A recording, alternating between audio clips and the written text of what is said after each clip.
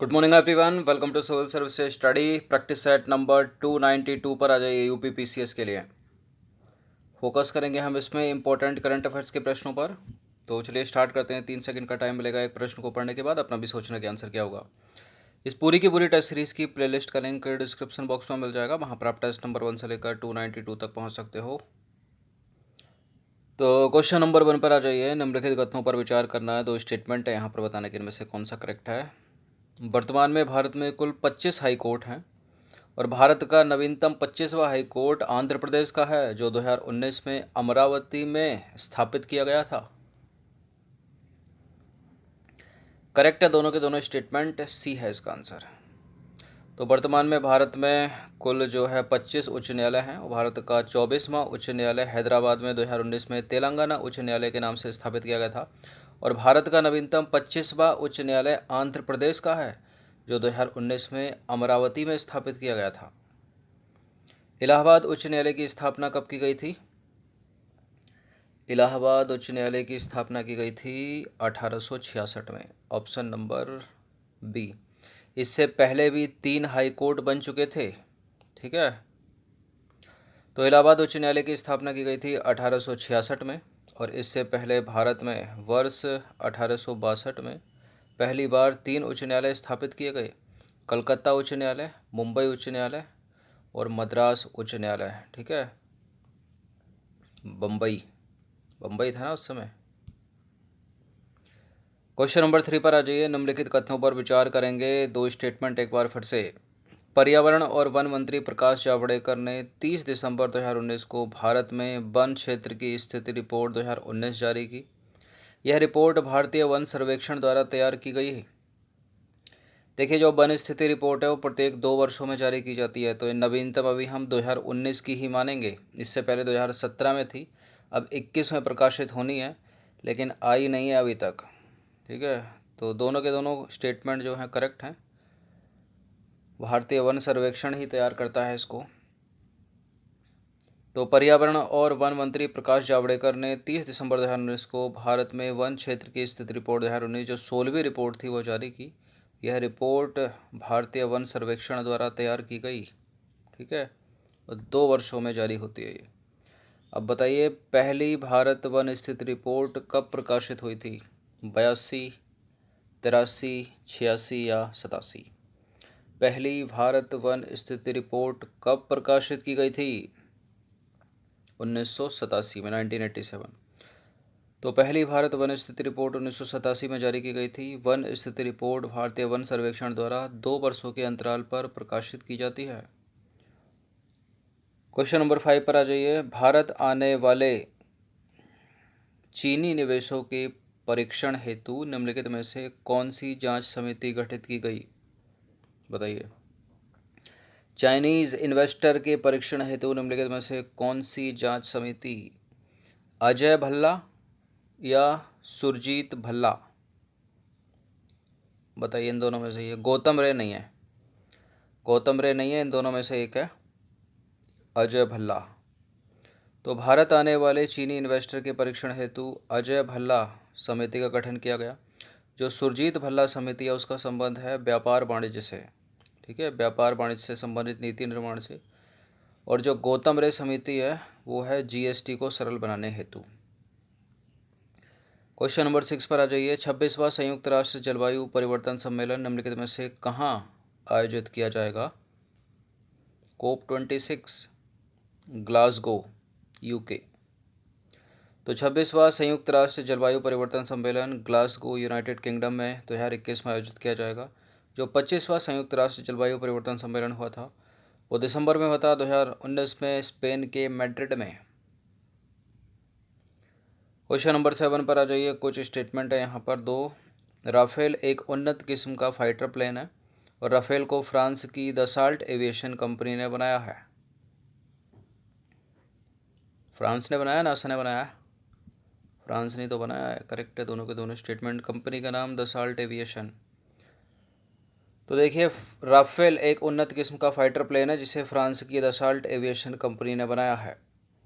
नई शिक्षा नीति 2020 लागू करने वाला भारत का पहला राज्य कौन सा है? केरल नहीं, उत्तर प्रदेश नहीं, तमिलनाडु नहीं, Himachal Pradesh, option number B. तो नई शिक्षा नीति 2020 को लागू करने वाला भारत का पहला राज्य हिमाचल प्रदेश है। और राष्ट्रीय शिक्षा नीति 2020 वर्ष 1968 और वर्ष 1986 के बाद स्वतंत्र भारत की तीसरी शिक्षा नीति है। और इस शिक्षा नीति के निर्माण के लिए पूर्व इसरो के प्रमुख के कस्तूरीरंगन की अध्यक्षता में एक समिति का गठन किया गया था। जयगांव अहले एक व्यापार मार्ग है जो हाल ही में चर्चा में रहा। इसका संबंध निम्नलिखित में से किन दो देशों के बीच है? जयगांव अहले व्यापार मार्ग भारत और भूटान के बीच। तो जुलाई 2020 में भारत और भूटान के मध्य एक नया व्यापार मार्ग खोला गया, उसका नाम है जयगांव अहले व्यापार मार्ग।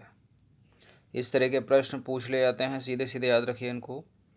वर्ल्ड स्टील एसोसिएशन द्वारा जारी आंकड़ों के अनुसार 2019 में शीर्ष कच्चा इस्पात उत्पादक देश निम्नलिखित में से कौन है?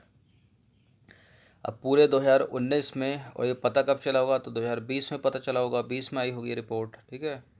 तो कौन है? चीन है क्या या भारत है? चीन है पहला, दूसरा भारत है, तीसरा है जापान। तो वर्ल्ड स्टील एसोसिएशन द्वारा जारी आंकड़ों के अनुसार वर्ष 2019 में कच्चे इस्पात के उत्पादन में प्रथम स्थान पर चीन है, दूसरे स्थान पर है भारत और तीसरे स्थान पर है जापान।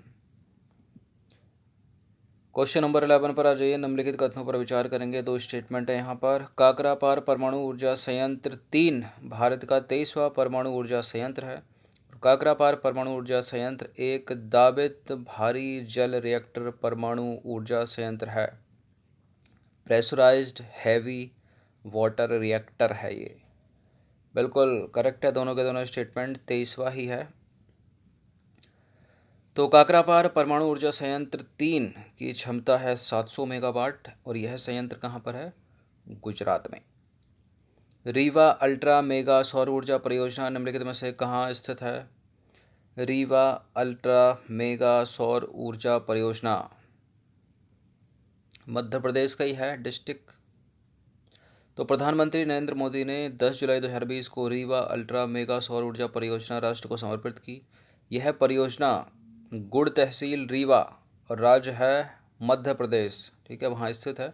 इस परियोजना की कुल विद्युत क्षमता है 750 मेगावाट। क्वेश्चन नंबर 13 पर आ जाइए। निम्नलिखित कथनों पर विचार करेंगे। दो स्टेटमेंट है यहाँ पर, बताना कि इनमें से कौन सा करेक्ट होगा। 107वीं भारतीय विज्ञान कांग्रेस का आयोजन university of agriculture sciences Bengaluru में किया गया। 107वीं भारतीय विज्ञान कांग्रेस का केंद्रीय विषय विज्ञान एवं प्रौद्योगिकी ग्रामीण भारत था। बिल्कुल ये करेक्ट है, दोनों के दोनों स्टेटमेंट सी है इसका आंसर। तो 3 से 7 जनवरी 2020 के मध्य 107वीं, ध्यान रखना 108वीं नहीं है, 107वीं भारतीय विज्ञान कांग्रेस का आयोजन university of agriculture sciences Bengaluru में किया गया। बेंगलुरु कैपिटल है कर्नाटक की, ठीक है। इस भारतीय विज्ञान कांग्रेस का केंद्रीय विषय क्या है? विज्ञान एवं प्रौद्योगिकी ग्रामीण विकास। प्रश्न 2-3 तरह से पूछा जा सकता है कि 2020 में जो विज्ञान कांग्रेस का आयोजन हुआ जनवरी में, वो कौन से नंबर की थी? 107वीं नंबर की थी। कहाँ हुआ? कर्नाटक भी पूछ सकता है, और कर्नाटक और डीप जाके बेंगलुरु भी पूछ सकता है। विषय भी विज्ञान एवं प्रौद्योगिकी ग्रामीण विकास। क्वेश्चन नंबर 14 पर आ जाइए। 107वीं भारतीय विज्ञान कांग्रेस के दौरान पहली बार किसान विज्ञान कांग्रेस का आयोजन किया गया।